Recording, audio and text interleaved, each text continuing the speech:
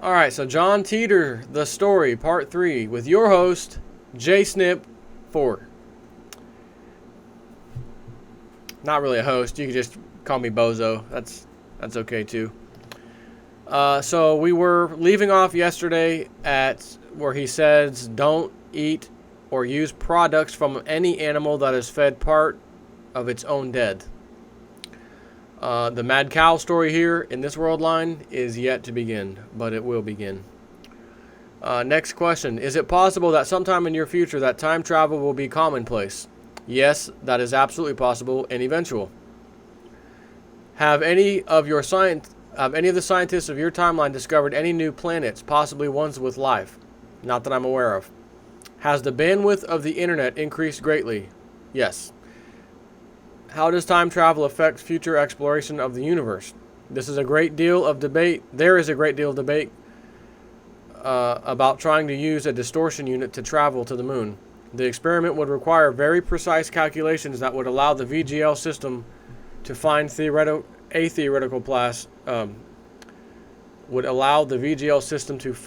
theoretical path to the moon on a different world line.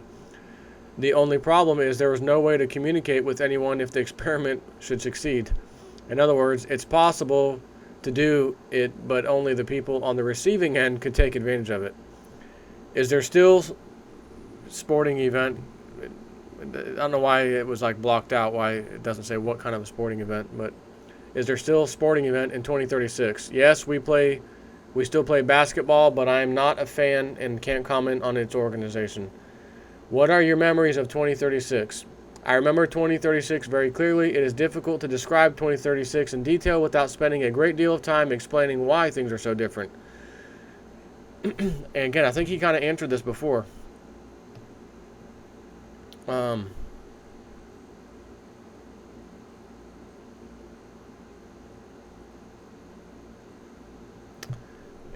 In 2036, I live in Central Florida with my family, and I'm currently stationed at an Army base in Tampa. A world war in 2015 killed nearly 3 billion people.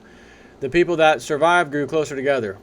Life is centered on the family and then the community. I cannot imagine living even a few hundred miles away from my parents. There is no large industrial complex creating masses of useless food and recreational items. Food and livestock are both grown and sold locally. People spend much more time reading and talking together face to face. Religion is taken seriously, and everyone can multiply and divide in their heads. Life has changed so much over my lifetime that it's hard to pin down a normal day. When I was 13, I was a soldier. As a teenager, I helped my dad haul cargo. I went to college when I was 31, and I was recruited to time travel shortly after that. Again, I suppose an average day in 2036 is like an average day on the farm.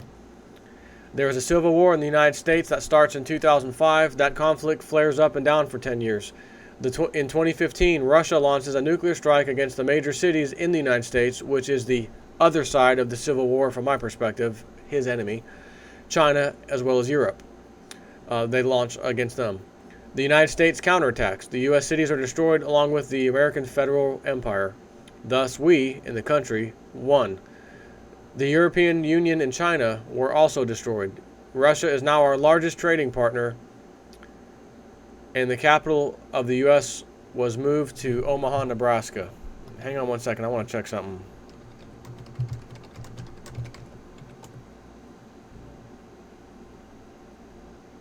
Okay.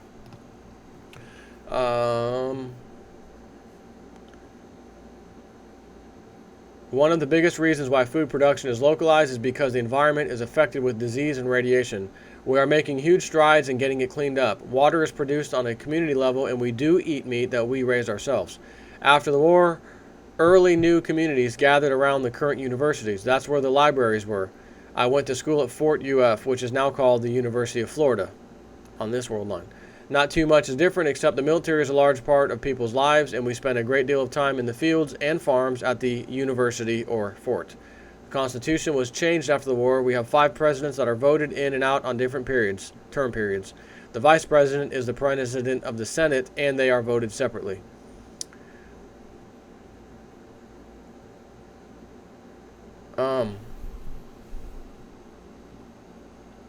Why is time travel used? Right now it is used to get information or items that would be helpful in getting a post-World War III back to a normal condition. I am here for personal reasons. I was talking to my friend about this the other day, yesterday I think, because he remembers the old John Titor story because I mentioned it to him when I first found it. And he was asking, well, if he had to go back to 1975 or whatever to get the computer, why is he in 1999, 2000, in early 2001? And I said, I thought it had something to do with him going back, but you know what? I thought maybe not. I said, I'm not sure. So that's interesting. I am here for personal reasons. For a few months now, I have been trying to alert anyone that would listen to the possibility of a civil war in the United States in 2005. Does that seem more likely now? Actually, it's quite amazing to see what's happening. I've been trying to get people to pay attention for the last few months, but to see it unfold is very interesting. Before I leave, I'll try to post my report. You assume I am here to start a war? Someone asked him that. Consider this. You are a time traveler who wishes to go back in time to 1941 because your grandparents lived close to Pearl Harbor in Hawaii. You realize you can't stop the war, but you may be able to help them prepare for it.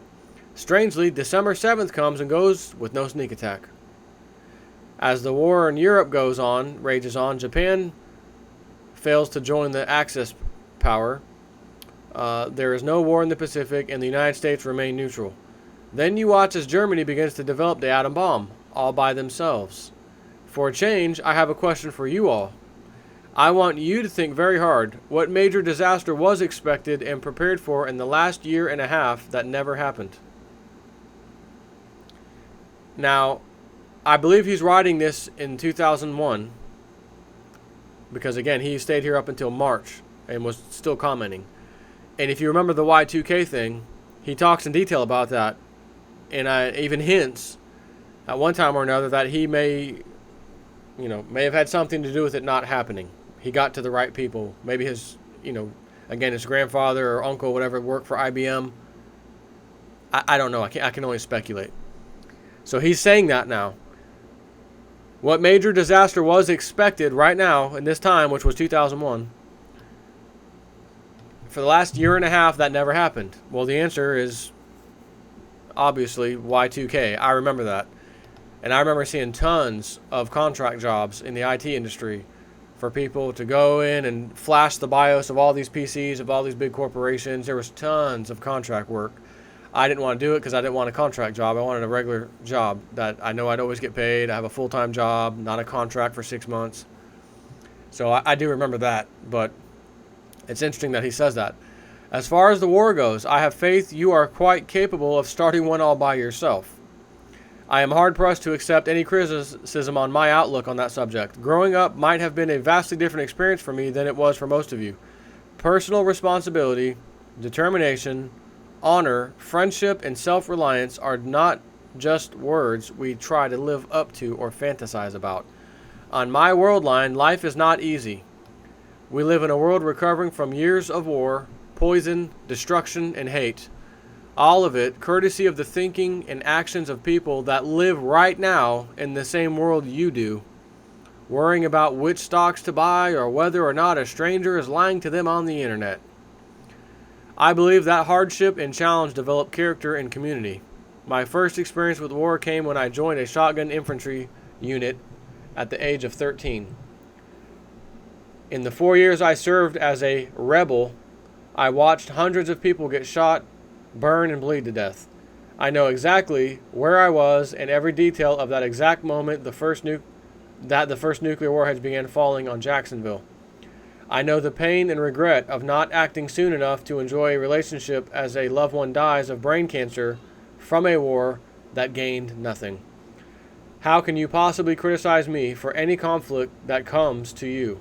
I watch every day what you are doing as a society. While you sit by and watch your constitution being torn away from you, you willfully eat poisoned foods, buy manufactured products nobody needs, and turn an uncaring eye away from the millions of people suffering and dying all around you. Is this the universal law you subscribe to? Perhaps I should let you all in on a little secret. No one likes you in the future. This time period is looked at as being full of lazy, self-centered, civically ignorant sheep. Again, I gotta stop for a second.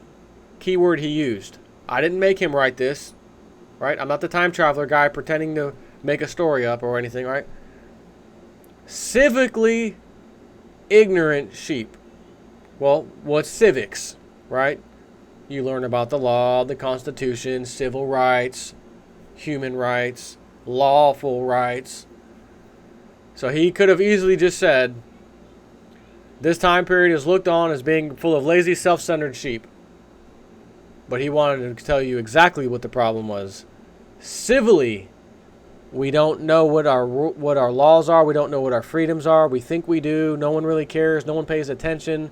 When someone gets their rights violated, the rest of us, well, he should have just listened to what the cop said. Oh, he should have just put his face in the dirt for doing nothing besides taking a picture of something for photography. Well, yeah, if he would have listened, he would have saved himself all that trouble. No, bozo. He has civil rights. That's the beauty about living in this country with this Constitution. You can tell the police officer, no, that's an unlawful order. I'm taking a photograph. Go F off. But when they do that, the rest of the civically ignorant sheep get on that person's case. You should have just did what the cop said. Moron. Perhaps you should be less concerned about me and more concerned about that. I will strongly agree. Imagine you are Jewish and you are about to travel back in time to Germany in 1935. All around you are the patterns of thinking and action that will lead to a great deal of harm, death, and destruction in just a few years. You have the advantage of knowing what will come, but no one will listen to you. It's absurd. Germany, Hitler, Nazi, right? The Titanic's sinking. Absurd. It's an unsinkable ship. Maiden voyage, sank. So you have the advantage, imagine having the advantage of knowing what will come, but no one will listen to you. In fact, they think you're insane, and the situations you describe could never happen. What I feel is not anger. It is sadness that you cannot see what I see. Again, I just have to think how important that full thing, that little piece I just read you, several paragraphs there. How important is that statement right now in 2013? Versus, put your mind and self back to 2000, 1999, 2000, around that time frame. And then I read that little paragraph to you. You would do exactly what he just said. You look at me like I'm some kind of moron. This could never happen here. I would have. I was a hell of a sheep. I was a hell of a sheep in 1999. Are you kidding me? What event started the war? Can it be stopped? The war is a result of faulty politics and desperation from Western leadership during the U.S. Civil War. Yes, I suppose you could stop it. Are some areas of the U.S. safer than others? Take a close look at the county-by-county voting map from the last elections. Now that I'm reading that, I remember that, and that always stuck in my mind. Of course, I've forgotten it now. Now that I'm reading it, it popped into me, but for years, I always remembered that. Are some areas safer than others? His only answer is not yes or no, other than take a close look at the county-by-county voting map from the last elections. So, year 2000. What he is saying is, if you can find the areas of least voting population or voting centers, that would more likely be the safest spot. So again, he talks about Jacksonville getting a nuke dropped on it, as well as pretty much every major city in the U.S. Would the voting population or the voting precincts, voting map of Jacksonville, Florida, be smaller or bigger than, say, Brandon, Florida, where I live? Obvious answer. So that's an interesting hint he gives out as to where you might feel a little safer. Were biological or chemical weapons used in the war? Were any weapons used that affected people's minds? Yes, there were biological and chemical weapons used. No mind control weapons, but there are new non-lethal weapon systems that turn out to be quite lethal. Let me stop. The old policeman's number one weapon right now. Nowadays, the taser. How many taser deaths? over the last few years have you started to hear about versus 1999, 2000, right? Non-lethal taser. That's what they describe it as, a non-lethal taser. Man killed, man dies of heart attack, young man dies, this guy dies, that guy dies. Shot in the head, dies with a taser, shot in the heart, chest, right? All over the damn place. Who does this bozo think he is saying that in the year 2000? What's wrong with him? What would you say to any world leaders who might be reading this right now? Again, he's answered this one. Revel in your confidence today because you will not win tomorrow. It almost seems like this is a double copy. Now, hold on.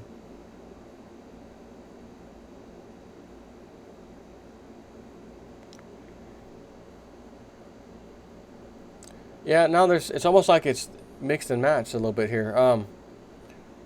I think Russia is still very likely attacked the U.S. with nuclear weapons. It's hard to imagine being here to see it.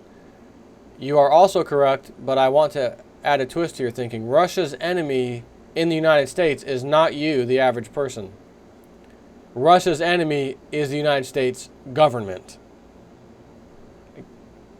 Does the current relationship between Arabs and Jews have anything to do with the coming war? Real disruptions in world events begin with the destabilization of the West as a result of degrading U.S. foreign policy and consistency. Oh my God, where are we at today? Egypt, Syria, Iraq is back in the news, bombs going off, right? Degrading U.S. foreign policy and consistency. This becomes apparent around 2004 as civil unrest develops near the next presidential election. The Jewish population in Israel is not prepared for a true offensive war. They are prepared for the ultimate defense. Wavering Western support for Israel is what gives Israel's neighbors the confidence to attack. The last resort of a defense of Israel and its offensive Arab neighbors is to use weapons of mass destruction. In the grand scheme of things, the war in the Middle East is a part of what's to come, not the cause. Does anything happen in 2012? We answered that in the other video, and he ends up saying, perhaps you are familiar with the story of the Red Sea and the Egyptians. How and why do the Arabs and Jews become entangled in the civil war of the USA? They are not directly involved, but political situations are dependent on Western stability, which collapses in 2005. So again, we are, as we know, and as I've mentioned already in the beginning of this series, all these dates pretty much have come and gone, except for a few, 2 or 3. But again, if there was some reason for him not telling us the true dates, or if he got involved in the Y2K thing, that completely set us off differently. Now we are definitely on a different path, yet all the same things and people in power still exist. So it's almost like we got a bunch of years in advance of go have fun and play, and now everything he's talking about is really starting to make sense because it's fixing to happen in the near future. I don't know. I'm just throwing that out there for a thought. The Arab countries appear to have weapons of mass destruction. Do they use them against America? Not against America, but they are used against each other. Question says, young people should look forward to the future while older people don't see many days ahead of them. I think it's pointless for you to ask us to worry about politics if we are all doomed. He says, it saddens me that you do not realize your true worth as a keeper of information and experience. Perhaps the end that we fear will open your eyes to your true value as an individual. Young people need wisdom. The captain of the ship knows where the lifeboats are. I just saw another story today about the Russians moving nukes into the Balkans to thwart any future expansion by NATO. I also haven't heard anyone take me up on my information experiment on the IBM 5100 or check out the information I've given to you about the Unix failure in 2038. With all due respect, I find it hard to take some of you seriously. There was a point where he asked them, go see if you can find out and verify what I've told you about this IBM computer 5100, that it can read APL, Unix, and a few other languages. And the failure, Unix has a failure with the time system, or I think the clock, kind of like a Y2K thing actually, I think. Something similar in 2038. So later on, I guess people started. It took him leaving, I think, before people finally was able to contact someone from IBM who actually knew about that 51 computer, 5100, and verified, yes, this is something was never published. It was something that no one knew about unless you worked right here in IBM. And even most of IBM didn't know about it. It was just a small core, division within IBM. But it was verified later. I can tell you that for sure. So he's saying, I've given you guys some questions, and you can't even give me a freaking answer. Here I am answering all your questions, and you can't even do me the favor and go verify what I've said. It's interesting. This is very interesting. What happens to... No, never mind. It's a person asking about himself. He says, I don't know about you, whatever. Again, the new capital is Omaha, Nebraska. Why are you so interested in the Constitution? After the war, the United States had split into 5 separate regions based on the various factors and military objectives they each had. There was a great deal of anger directed toward the federal government, and a revival of states' rights was becoming paramount. However, in their attempt to create an economic form of government, the political and military leaders at the time decided to hold one last constitutional congress in order to present a psychological cohesion from the old system. During this Congress, the leaders discovered and decided that coming up with a new and better form of government was nearly impossible. The original Constitution itself was not the problem. It was the ignorance of the people that lived under it. So I want to go back to one thing he just said. There was a great deal of anger directed toward the federal government, and a revival of states' rights was becoming paramount. Did I not just hear, literally this week, from leaked documents from, was it the Department of Homeland Security or the DOD? It was on Alex Jones' website, InfoWars, that they are talking about anybody who talks about state rights is basically going to be looked at as a potential anarchist, terrorist, homegrown terrorist, right-winger. Government was now training that anyone that talks about that is basically an enemy. That just came out this week. So here's this sentence, again, written, 13 years ago. There was a great deal of anger directed toward the federal government, and a revival of states' rights was becoming paramount. And they ask him, don't you like your new Constitution? From my viewpoint, it is very effective. I am a very strong believer in local or states' rights. Someone asked him, basically, you appear to be a libertarian who stresses the need for mankind to get back to basics. You also seem to be a gun rights activist. I suppose from your vantage point, that's a fair assessment. I would call myself more of a centrist. Although I understand gun rights issues here, I cannot relate to it at all, and it is a common point of argument with my mother. I keep saying her tune will change in about 10 years, and she'll be cleaning shotguns in her sleep, but it doesn't help. In other words, you may not want to get familiar with guns, but you fixin' to. If it makes you feel any better, I never shot anyone who wasn't trying to kill me. In the last few months, I have had numerous extended conversations online, and there are quite a few things I've said which can easily be checked out but haven't. I get no pleasure out of being right when it comes to the mad cow disease, war in the Middle East, or suffering people in faraway lands. There's nothing like the look on someone's face when you tell them 100,000 people will be dead tomorrow. In my travels, I have discovered that most people really don't want to know about the future because if it's different than what they want, it ticks them off. And actually, I don't blame them. Someone says, I disapprove of war because I think it's immoral. What do you think? He says, I disapprove of murder. Man as a species is incapable of changing his nature through will alone, and war is a tool of biology. The ability for war sleeps in each one of us, and we must decide what we will do before the beast awakens. As for morality, again I point to the universal balance of good and evil. For every world line there is a peace. There is also a world line that has destroyed itself. I'm glad to see it so easy to dismiss the Middle East. Yes, I suppose it's a no-brainer, but pretty soon it will be a no armor and no legger. The year 2008 was a general date by which time everyone will realize the world they thought they were living in was over. The Civil War in the United States will start in 2004. I would describe it as having a Waco type of event every month that steadily gets worse. The conflict will consume everyone in the U.S. by 2012 and end in 2015 with a very short World War III. Now, I want to, again, I know the dates haven't made sense yet, but he says the year 2008 was a general date by which time everyone will realize the world they thought they were living in was over. What happened in 2008? Financial collapse, massive banker bailout, TARP fund.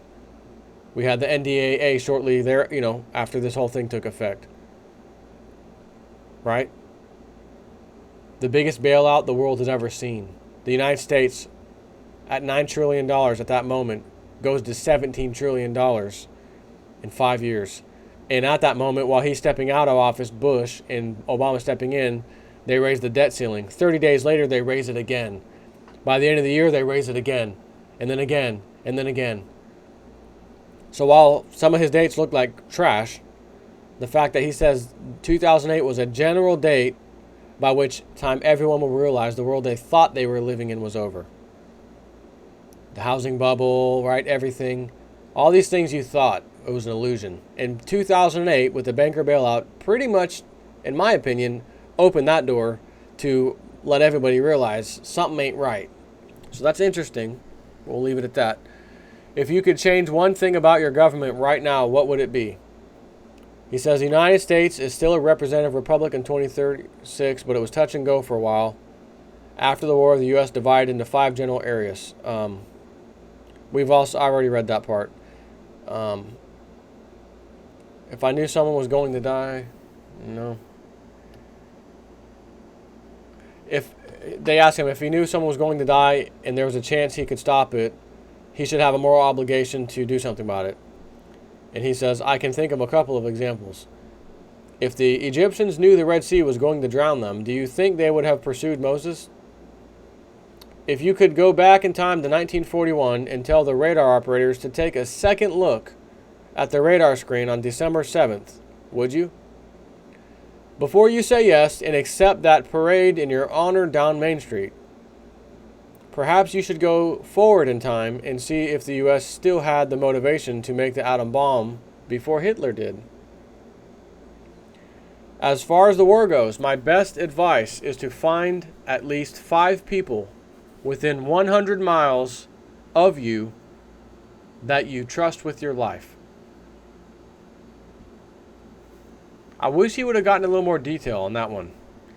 But all I can assume is that when the federal police start coming into towns and searching places, you want to be able to pack up, go to your friend's place within 100 miles. And when they start to come in that area, go to your other friend's place close by, 50, 60 miles, whatever. Then when they leave that area, you can go back home. I can only assume that's what he meant. Can you give us some personal stories of your past? Yeah, we already read that one. I don't know how I double pasted some of this stuff and then I go down and there's new stuff.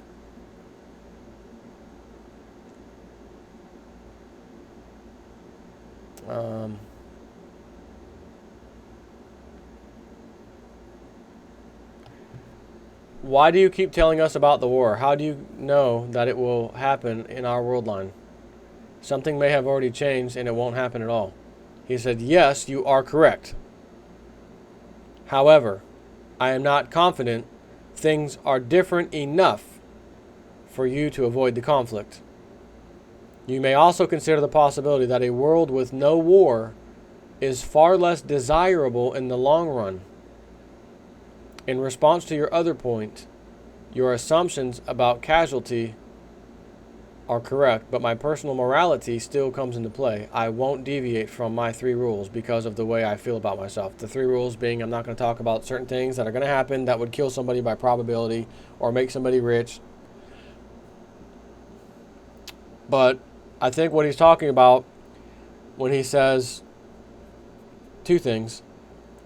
The guy asked him, why do you keep telling us about the war? How do you know that it'll even happen on our world line? Something may have already changed and it won't happen at all. And he says, yes, you are correct, exclamation point. And I think that thing that changed, as he kind of hinted to, was Y2K. So he may say here, yes, you're correct, Y2K is not going to happen. However, I'm not confident things are different enough for you to still avoid the conflict. That's still coming. That's what he's saying, in my opinion. Someone says, John talks about civil war being started between Democrats and Republicans. Later, this escalates into World War III, and he mentions that it's a good thing for us. I don't believe I ever said the war was between Democrats and Republicans. If I am incorrect, please point that out. It doesn't exactly escalate as much as it opens the door for other aggression. Yes, I think the war would be good for society, and I would be happy to debate that with you. And I don't think he gets into that one, but I think I can guess what he might mean. When you look at nature, from animals at the smallest level, mice, rodents, right, up to lions, caribou, elephant, right, all these things, to insects, bees, wasps, caterpillars, and the poor caterpillar that's climbing up a tree to go to a leaf gets swooped up by a wasp that kills him, brings it back to the family.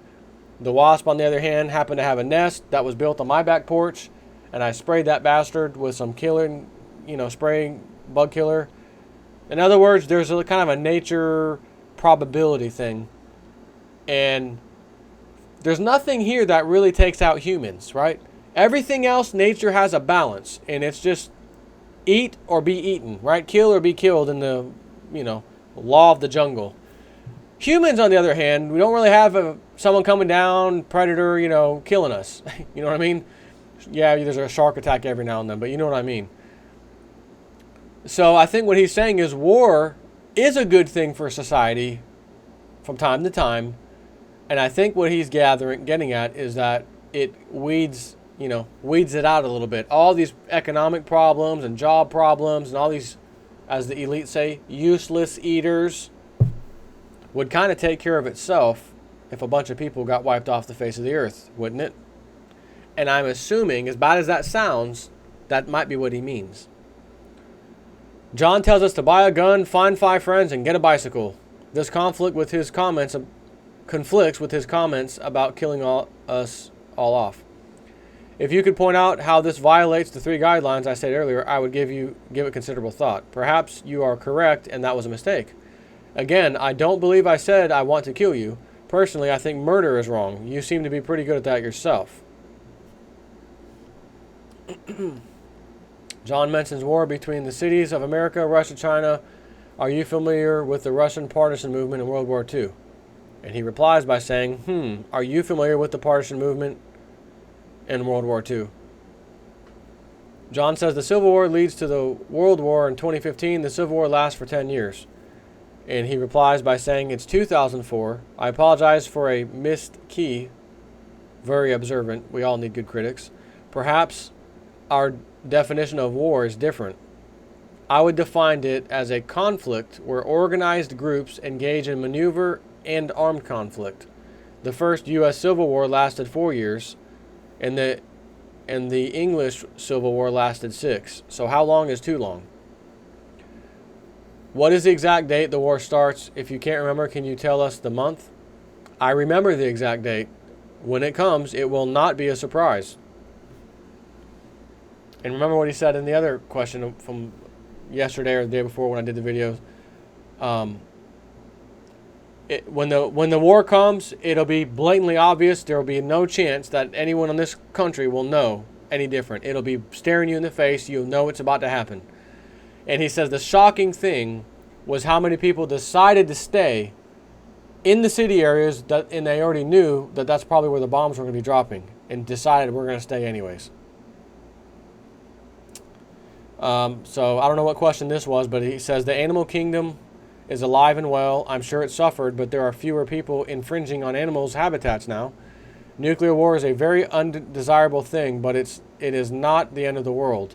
There are areas and cities we can't enter, and the environment did suffer a great deal of damage, but we are recovering. Isn't Hiroshima a thriving city today? The major physical effects include skin cancer, infertility, infection, etc.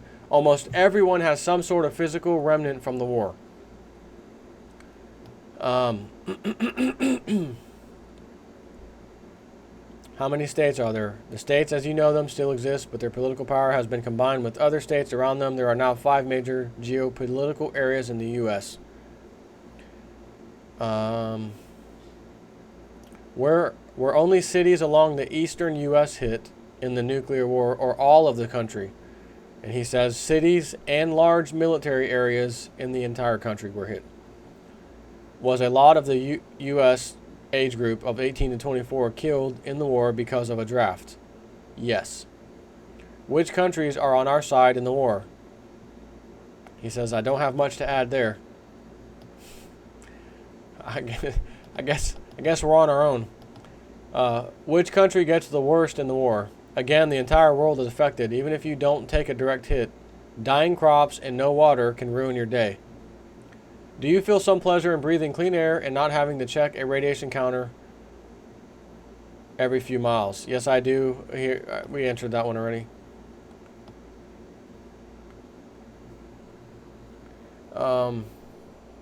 What exactly happens to the water? He says the radiation affected the water, but that can always be distilled out. There are biological hazards that cannot be distilled out. In addition, fresh water is hard to come by without talking to someone with a gun first.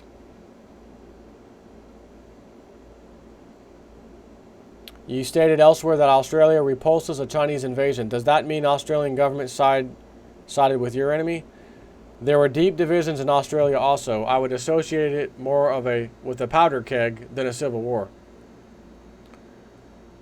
Let me scroll down. What weapons did you use to protect yourself? Do you have any weapons now? I used a shotgun in the war. Yes, I think it's prudent to be prepared for anything. Your enemy was in the cities. Was the president in 2005 also on the enemy side? How did you feel personally about the president then? The president, or leader, he says, in 2005, I believe, tried desperately to be the next Lincoln and hold the country together, but many of their policies drove a larger wedge into the Bill of Rights. The president in 2009 was interested only in keeping his or her power base. So again, when I hear that, president driving a wedge into the Bill of Rights, okay, George Bush, oh my God, and Obama, oh my God, can it get any worse? And if so, the fact that he says the next president, which in this case he said was 2009, was interested only in keeping his or her power base. Now, considering that we only have male presidents, was it even necessary for him to write his/her power base? Normally, no one does that. When referring to a president or the future president, it's just the president or him or his. And I know old Hillary, 2016 Hillary. Man, that would be interesting, wouldn't it? Old Hillary wins, and she's the one that's just worried about keeping the power base. Was China your enemy? Not my enemy. I never fought any Chinese, but their ability to hit Western cities with missiles made a lot of people unhappy. Does China have a manned space program between 2001 and 2036? I believe they are pretty close to putting a man in orbit. It shouldn't surprise you if they do that soon. And he was right. A couple, 2 or 3 years later, they did in fact put a man in orbit for the first time.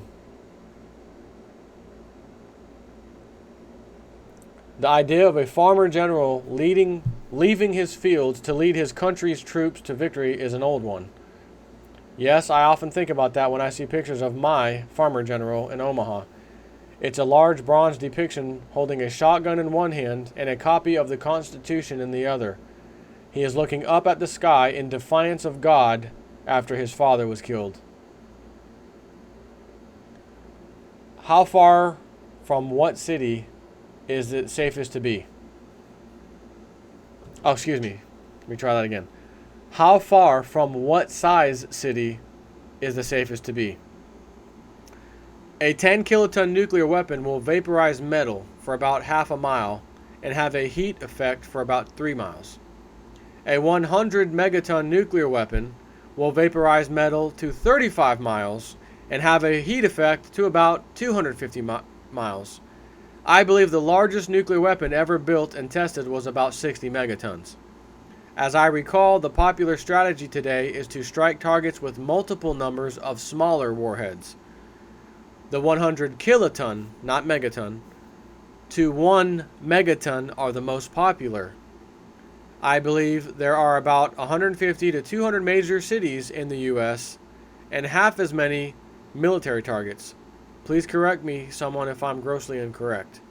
So his answer is basically that 100 kiloton to 1 megaton are about what we're going to see if this happens.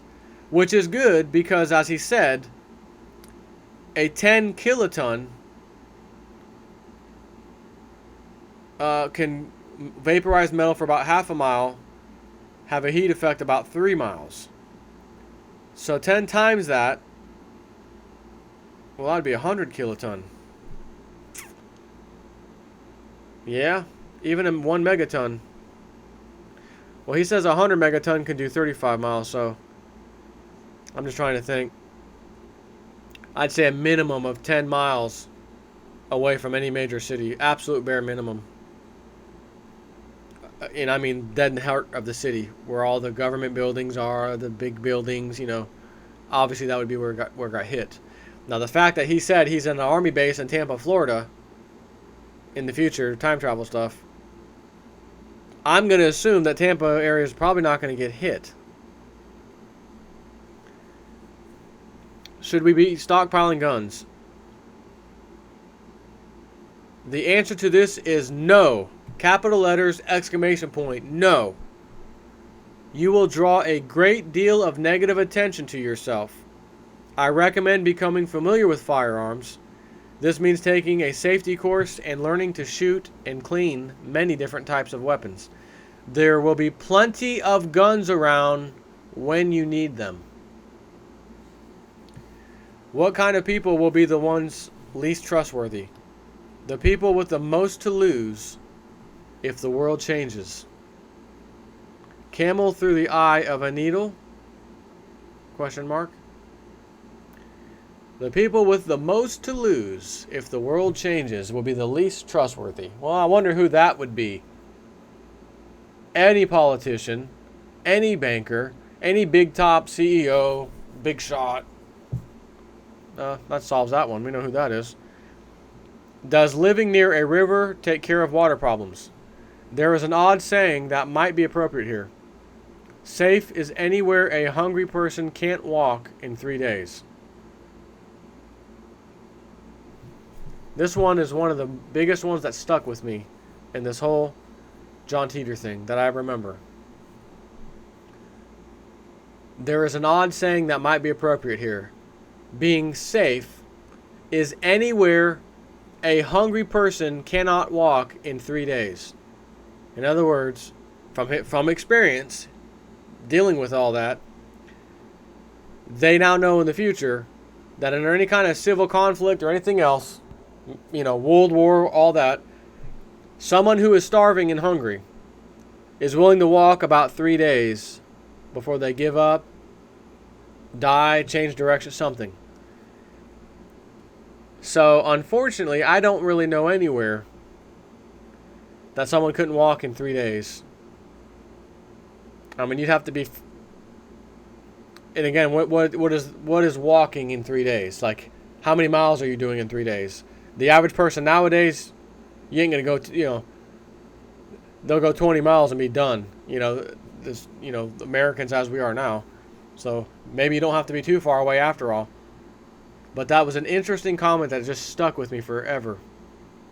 How are the 5 people within the 100 miles contacted? Remember that thing he said about your friends.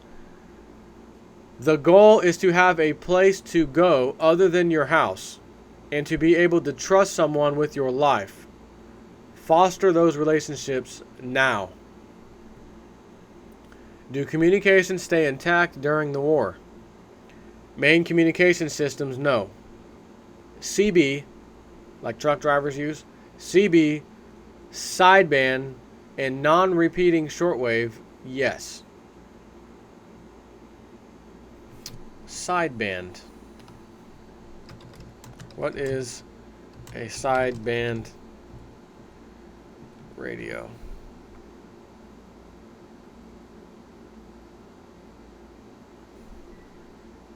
It's a type of CB, single sideband. I'm just kind of main communication notes, CB sideband and non-repeating shortwave. He doesn't actually say ham radio for some reason, which is odd. B mobile, set aside the things you absolutely would need and can carry on your back. You will not be able to stay anywhere indefinitely, even with provisions and firearms.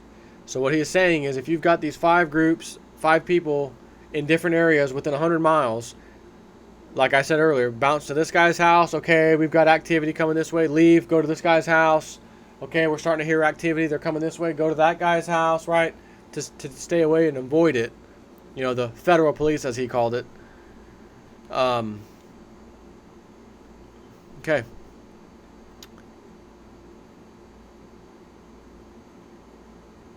Will soldiers be asked to kill their countrymen? I'm not positive, but don't they sign a small piece of paper now asking them if they would have a problem with that? Do you remember any poetry? Yes, and it's not even... I'm not even going to read it. It doesn't matter.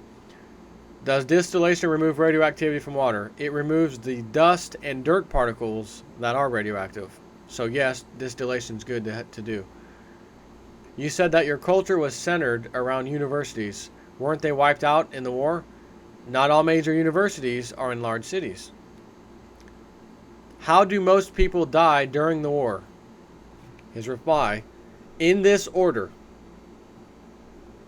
And this, you need to remember this. He says that, in this order. Starvation, disease, bullet wounds, and radiation. Most people will starve. The second most people will die of disease, and then bullet wounds, and then radiation. That's interesting. Because you would think if bombs were being dropped, nuclear ones, that would do the most devastation right off the bat. So shouldn't it say bombs, then starvation, then disease, you know? But if you really think about it, if they are using small nukes to just strategically wipe out small city areas, the government buildings, communications, there's going to be quite a few people left over. But now that the infrastructure's down, you ain't going and getting gasoline, you're not going to the grocery store, the trucks aren't going to be running. Starvation actually does make sense as the first cause of death. Very interesting, isn't it? Old JSNIP 4 does have some food storage, and I've always advised people to get that. I used to talk a lot about that, and I haven't in a long time, so I'm going to go ahead and tell you now. Food storage, some way to distill water. I bought one you can plug in, and again, I've got solar panels, so I can run electricity here. If you can't, you can always, steam a pot, cover it to where it catches the steam, and then converts it into dripping water. But you have got to have a way to distill water. You need a good water filter as well. Yes, you'll need a gun. You don't have to go out and go crazy. Silver, he never ever mentions anything about silver and gold. However, I believe silver and gold will skyrocket long before any kind of war like this happens. So you could take advantage of it then, buy all your provisions when you sell that gold and silver, and if this comes later, you will have everything you need. You said there are...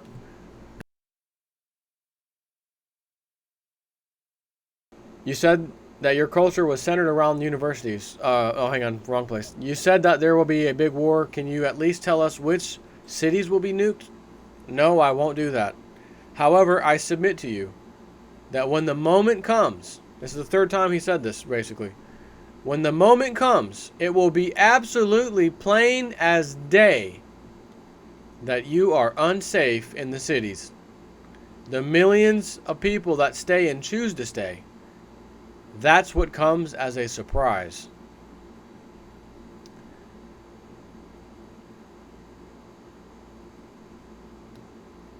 Let me scroll down.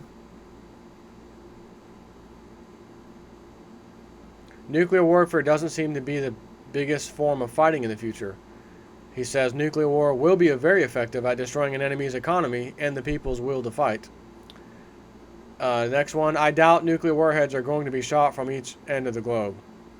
He says, I would caution against that. That's exactly what they want you to think, while they continue to develop smaller and more accurate MIRVs. Have you ever seen a neutron bomb the size of a basketball? Is what he says. Next question. John, you say one of the hardest things to do in 2036 is find clean water. You also say that you only trust food you've grown. Is any of this a result of your experiences with biological warfare? Yes and no. Yes, biological warfare and accidents do cause a great deal of problems, but the lack of a working infrastructure also hinders the continuation of the food manufacturing you depend on now. Which makes me think what I just said a second ago. How do people die? In this order: starvation, disease, and bullet wounds, and then radiation. Now he just basically answered that. The most likely leader of a war movement like the one you described would most likely be a farmer. He says throughout history, farmers have been a target of oppression because they are absolutely necessary to civilization, but too busy to defend themselves. If you push a farmer too far, they stop growing food and have nothing to do but hide in the woods and shoot back. I always wondered, like, specifically, why did he say that? Does he mean because the government, through Monsanto and everyone else, is cracking down on these farmers, there's hardly any farmers left, so they've had enough and they are going to fight back?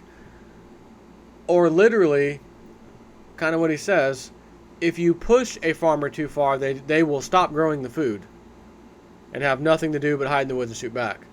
So how are they pushing the farmer too far? He doesn't answer that, and that remains to be seen. You say you were in a militia fighting the U.S. Army. I would think civilians would have no chance of successfully fighting the military. He says you must realize that why people are fighting is more important than what they are fighting with. The conflict was not about taking and holding ground. It was about order and rights. They were betting that people wanted security instead of freedom, and they were wrong. Let me stop again. Last sentence. I'm going to leave it out just to show you that he didn't have to put that in there. It was not necessary. So why did he say that? You say the militia was fighting the U.S. Army. I would think civilians would not stand a chance against them. You must realize that why people are fighting is more important than what they are fighting with. The conflict was not about taking and holding ground. It was about order and rights. That makes perfect sense. But he also added, they were betting that people wanted security instead of freedom, and they were wrong. What are we faced with today? Security. And now what's the new thing they're pushing down our throats? Cybersecurity, a big one's coming.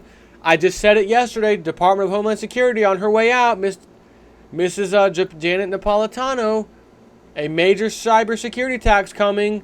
Oh, and by the way, an act of nature devastating is also coming. It's in the works or something like that. What? So as you can see, everything that we have to do, every law they got to pass, it's for security, more security, airport security, TSA. We got to snoop. The NSA has to spy on you, security purposes. Oh, we can't reveal those documents. National security. So he said that the government was betting on the people wanting security instead of freedom, and they were wrong. Is it a stalemate with the resistance / militia hiding out until the cities are wiped out, allowing them to surface? The cities were not isolated because of them. They were isolated because of us. Let me think about that. Is it a stalemate with the resistance / militia, which would be John Titor, hiding out until the cities were wiped out, then coming out? And he says the cities were not isolated because of them. They were isolated because of us. Meaning, I guess, that movement of people left the cities. They wanted out of the cities. You cite the approximate number of cities and military bases intact before the nuclear attack. Are they all hit? Nuclear weapons and guidance systems are less than perfect. Most targets received more than one warhead, but some of them were more accurate than others. I would estimate the overall accuracy was around 60 to 70%. So someone asked him, remember about the 3 days. Make sure you're 3 days away from a hungry person, so they can't walk to you in 3 days. Because if they can get to you, they're going to kill you to take what you've got. So make sure you are 3 days away from anyone who had to walk to find you. So they asked, 3 days walk from where? In my experience, a motivated starving person is only capable of walking about 3 days. The more distance you put between yourself and anyone who is likely to be hungry, the better. And again, if the sole reason people die in the coming war is from starvation, it's going to be a lot of people. A lot of people to deal with.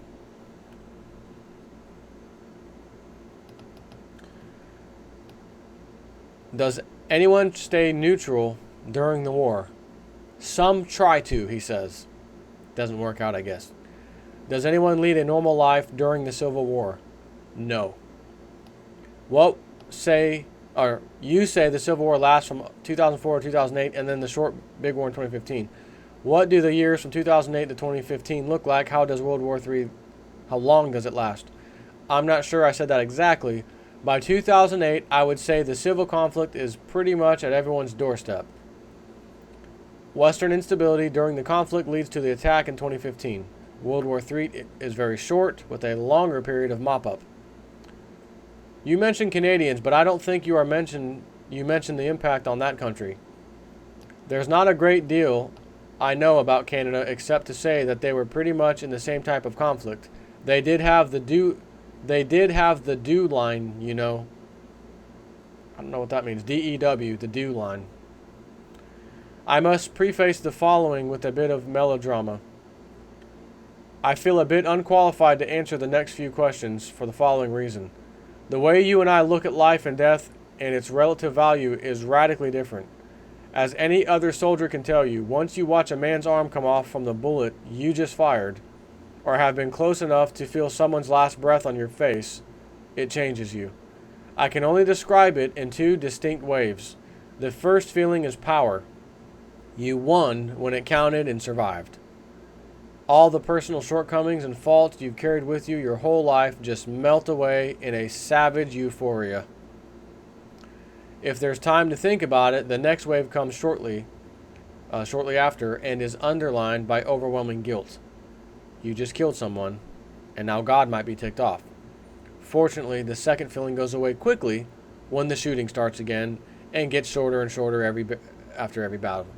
After all, why would God put you in this situation? The point is, I personally do not like going through that cycle, and the decisions I make about life and death might not be the ones you would expect me to make. How come it doesn't bother you that people may die through your inaction, yet you find it morally wrong that you might affect lives by active involvement? I'm not sure I said it didn't bother me. I only stated I won't interfere on purpose.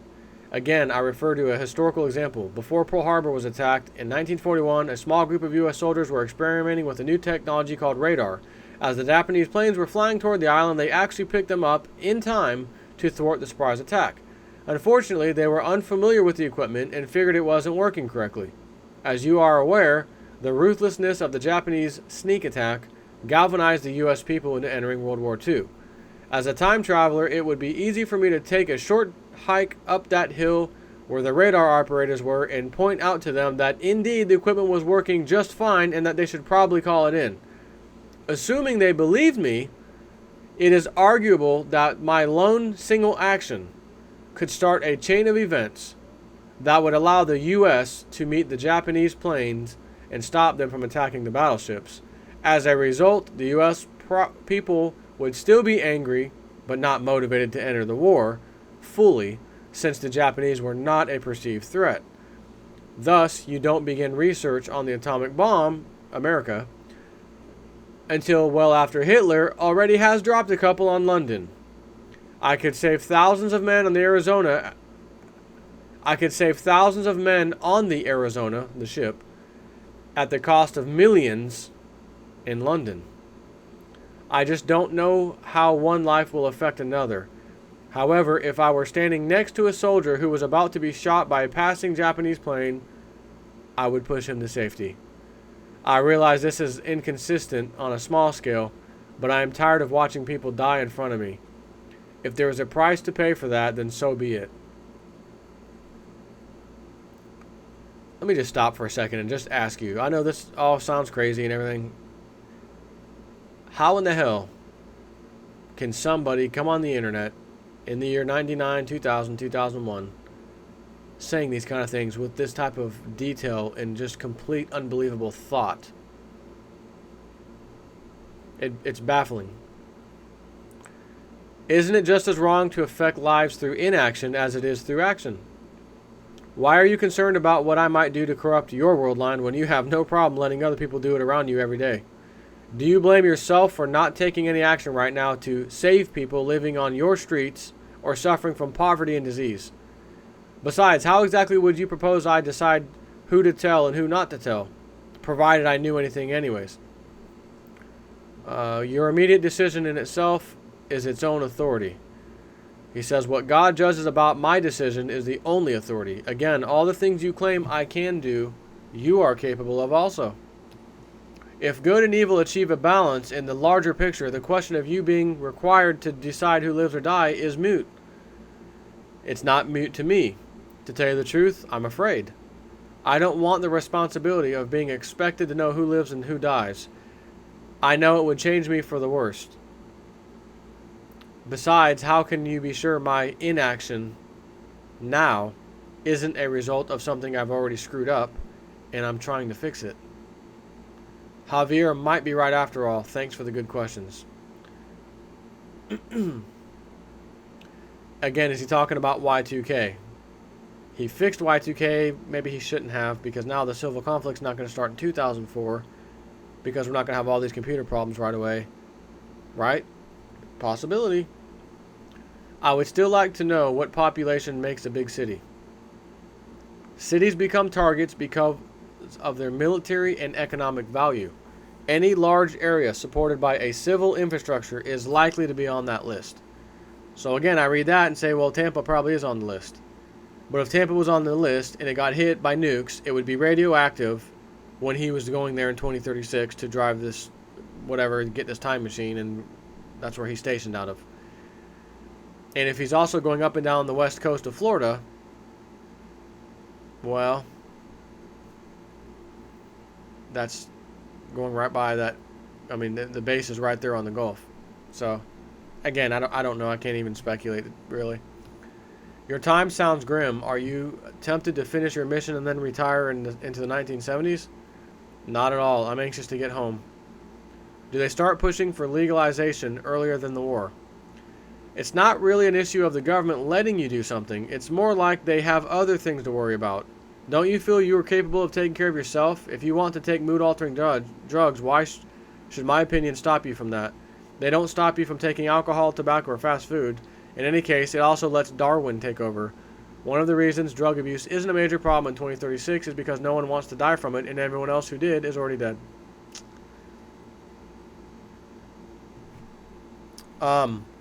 Someone asked him about the Waco thing he talked about. Waco with criminal violations of the law either directly or impliedly, as is done in this video, simply doesn't accord with the real facts. So I guess they sent him a video to watch about Waco. And he says, a large point of contention seems to be the flashes of light that appear to be gunfire that were recorded from the aircraft flying over the compound. The FBI has stated that these flashes were sunlight reflections. I find that rather interesting since the camera was not a visible light camera. It was a thermal camera. If the federal forces learned anything from Waco, it was to install more reliable suppressors on their automatic weapons and don't use flash grenades that leave shell casings after they fire. What college did you attend? What year did you graduate? I was educated at the University of Florida. I entered a military-sponsored program in 2029 and graduated between 2033 and 34. No, it was not very similar. You see a time machine. I see a weapon system. Yes, I suppose that is one thing you could do with it. I could also cut my hand off with the power saw or heat up a crowd of people with a microwave. However, I believe Teller already came up with an X-ray laser that destroys itself after going off. This is an interesting statement. I could cut my hand off with the power saw or heat up a crowd of people with a microwave. You remember those LRAD things that do that? You know, they point this loud thing. Now they've got something that can make you uncomfortable. They can heat you up. That's new technology. That stuff wasn't going around in his time here in 2000. I mean, now they have these things mounted on vehicles, you know, SWAT vehicles and things. So it's interesting that he used that as an example. X-rays will be emitted if matter is pumped into the device. Actually, I thought we were focusing on the degree of radiation and temperature. I don't believe I ever said it didn't give off radiation. Yes, the device does give off X-rays.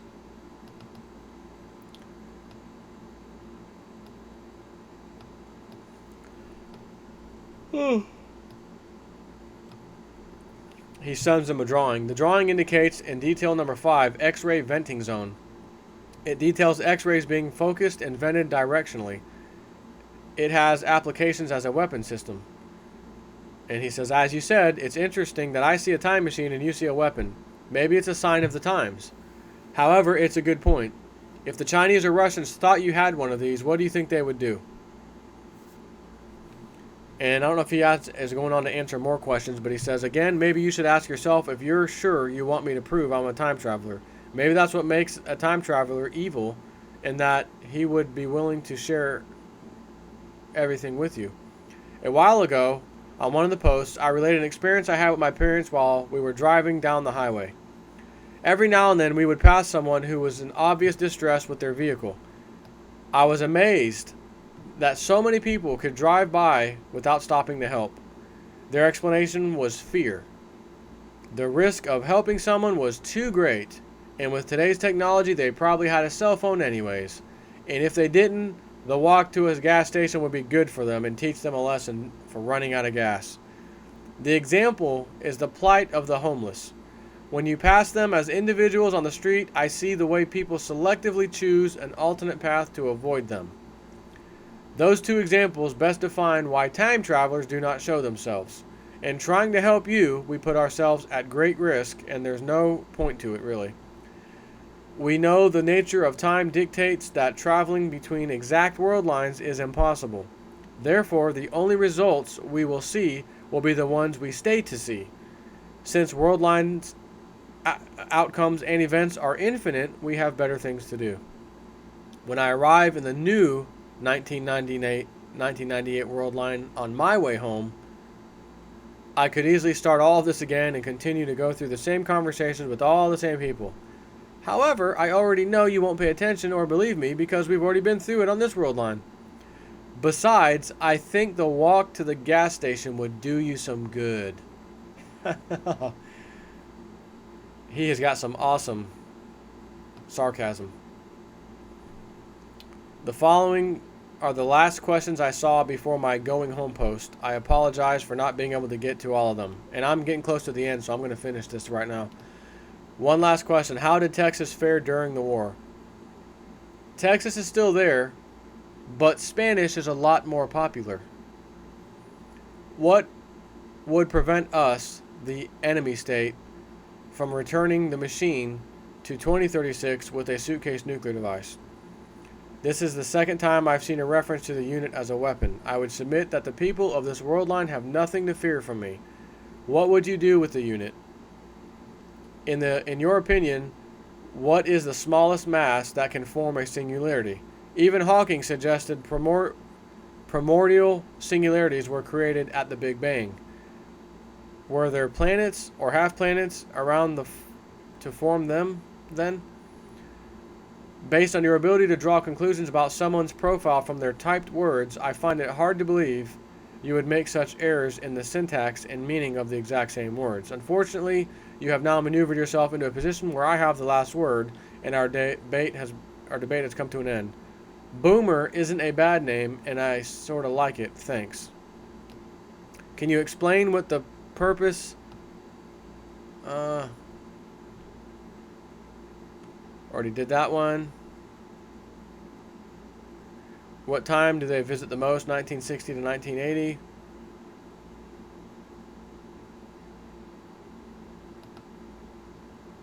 Why did you go to 1975? The first leg of my trip was from 2036 to 1975. After 2 VGL checks, the divergence was estimated at about 2.5% percentage from his world line in 2036. I was sent to get an IBM computer system called the 5100. It was one of the first portable computers made, and it has the ability to read the older IBM programming languages in addition to APL and BASIC. We need the system to debug various legacy computer programs in 2036. Unix has a problem in 2038. So that's why they're doing it in 2036. On my world line, it is known that the 5100 series is capable of reading all the IBM code written before the widespread use of APL and BASIC. Unfortunately, there are none left that anyone can find on my world line. Technologies themselves are not lost, but some of the older tools and techniques have been lost. I think there is more detailed information about the war posted earlier. When I leave, I will return to 2036. The computer I have is expected there. Earlier you said something was wrong with the Unix computer code on your world line. What's wrong with it? Yes, and with yours too. I have to believe there must be a Unix expert out there someplace that can confirm that. I'm not exactly sure what the technical issue is, but I believe some sort of Unix system registry that stops in 2038.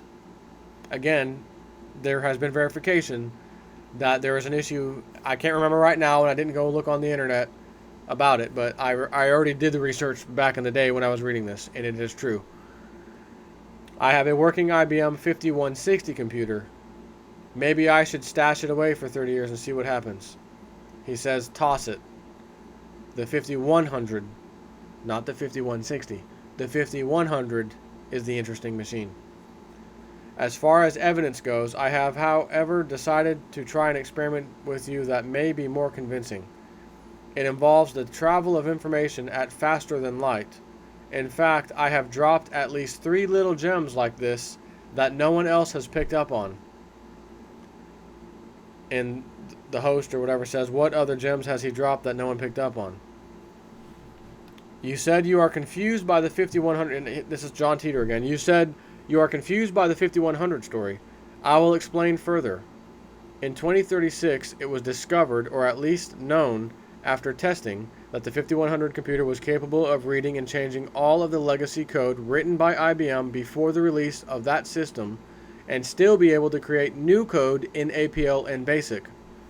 That is the reason we need it in 2036. However, IBM never published that information because it would probably destroyed a large part of their business infrastructure in the early 70s. In fact, I would bet the engineers were probably told to keep their mouths shut. Therefore, if I were not here now telling you this, that information would not be discovered for another 36 years. Yet, I would be there, I would bet there is someone out there who can do research and discover I am telling the truth right now. There must be an older IBM engineer out there, someplace, that worked on the 5100. They just might not have ever asked if I hadn't pointed it out, and he is correct. And they found one, and he absolutely agreed, yes, this is a secret thing that this little machine can do that nobody ever knew about. It was never published. Confirmed. How big is the IBM 5100? I would say it's about 20 inches long, 10 inches high, and 30 inches. Well, he says long again.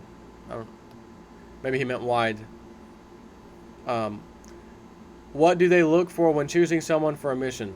Depending on the mission, time travelers are usually chosen for a particular mission based on their ability to gain the cooperation of someone related to the goal on the target world line. In my case, my grandfather was directly involved with the building and programming of the 5100.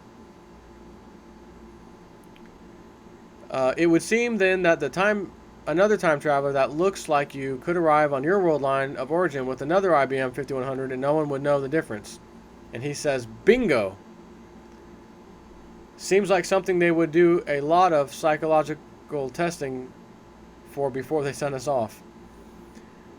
What's the use of bringing back the computer to a slightly different world line, since you know there are just as many world lines in which no one returns to bring back the computer?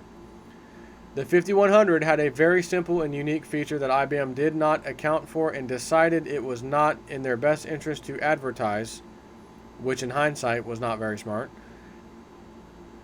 This accidental feature was thus removed from any future desktop computers. In order to take advantage of this feature, the 5100 I have now required a couple of special tweaks that had to be done by one of the software engineers in 1975. Anyone who is familiar with this feature and was told to keep their mouth shut about it will be able to tell you what it is. Again, this was verified. The computer is from 1975, Rochester, Minnesota. Based on what I know about the 5100, it has a very few interesting and worthwhile properties that makes it worthwhile for a time traveler to recover. Also, please keep in mind that civilization is recovering from a war. Yes, we do have the technology, but many of the tools were lost. As you are probably aware, Unix will have a timeout error in 2038, and many of the mainframe systems that ran a large part of the infrastructure were based on very old IBM computer code. The 5100 has the ability to easily translate between the old IBM code, APL, BASIC, and with a few tweaks that were done in 1975, he says, Unix.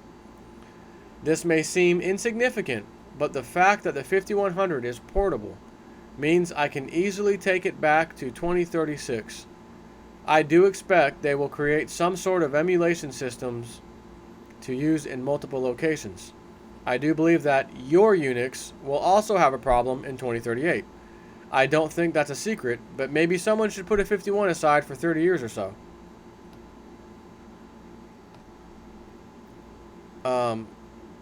Yes, EMP took out a great number of electronic devices. That's one of the reasons why we don't have reliable technology laying around.